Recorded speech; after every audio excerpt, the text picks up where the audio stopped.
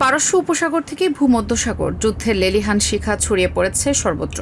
শনিবার ইসরায়েল সংশ্লিষ্ট বাণিজ্যিক জাহাজ MSC ইশিকাতে হামলা চালিয়েছে ইরান। ইরানের Islamic Revolutionary Guard Corps IRGC জানিয়েছে, জাহাজটি অন্য দেশে পতাকা বহন করলেও এর মালিকানা ইসরায়েলের। তবে এই হামলার বিষয়ে এখনও কোনো আনুষ্ঠানিক মন্তব্য করেনি তেল আবিব। এদিকে শুক্রবার রাতের হামলার 10 ঘণ্টার বিরতির পর তেল আবিবে IDF এর কিরিয়া সদর দপ্তরের কাছে ইরানি দুটি ক্লাস্টার সাবমিউশন আঘাত এনে। এতে ঘাটির পাশের একটি পার্কিং লট ও নিকটবর্তী একটি স্কুলের ক্ষতি হয়েছে। এসব হামলায় অন্তত 6 জন আহত হয়েছেন বলে জানিয়েছে ইসরায়েলি অ্যাম্বুলেন্স সার্ভিস। এদিকে তেহরানের শহীদ বেহেস্তি বিশ্ববিদ্যালয়ে আমেরিকা ও ইসরায়েলি হামলার তীব্র নিন্দা জানিয়েছেন ইরানের বিজ্ঞানমন্ত্রী হোসেন সিমাই সারাফ। ধ্বংসস্তূপের সামনে দাঁড়িয়ে তিনি এই হামলাকে বর্বর বলে আখ্যা দেন। একটি সভ্য দেশ বা সরকার কখনোই জ্ঞানপীঠ, গবেষণাগার বা গবেষণা কেন্দ্রে হামলা চালায় না। বিজ্ঞান প্রতিষ্ঠানে হামলা চালিয়ে তারা প্রমাণ করেছে যে তারা নিজেরা এখনো প্রস্তর যুগের মানুষ। তবে ভবন ধ্বংস করে ইরানের বিজ্ঞান চর্চা থামানো যাবে না। তারা অবশ্যই হতাশ হবে এবং তাদের লক্ষ্য অর্জনে ব্যর্থ হবে।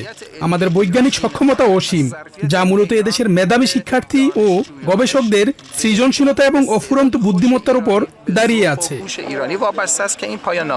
অন্যদিকে 10 দিনের আলটিমেটামের কথা স্মরণ করিয়ে ইরানকে চূড়ান্ত সতর্কবার্তা দিয়েছেন প্রেসিডেন্ট ডোনাল্ড ট্রাম্প।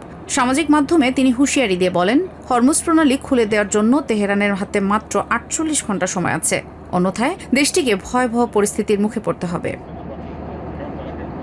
যুদ্ধের এই ডামাডোলের মধ্যেই সীমিত পরিসরে হরমুজ প্রণালী দিয়ে বিভিন্ন দেশের জরুরি পণ্যবাহী জাহাজ চলাচলের অনুমতি দিয়েছে Iran.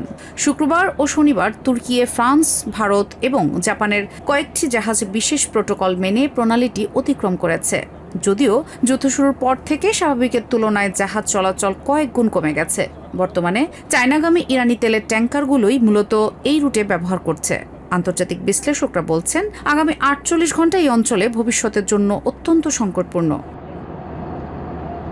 Reshma Ahmed, TVN 24 news desk.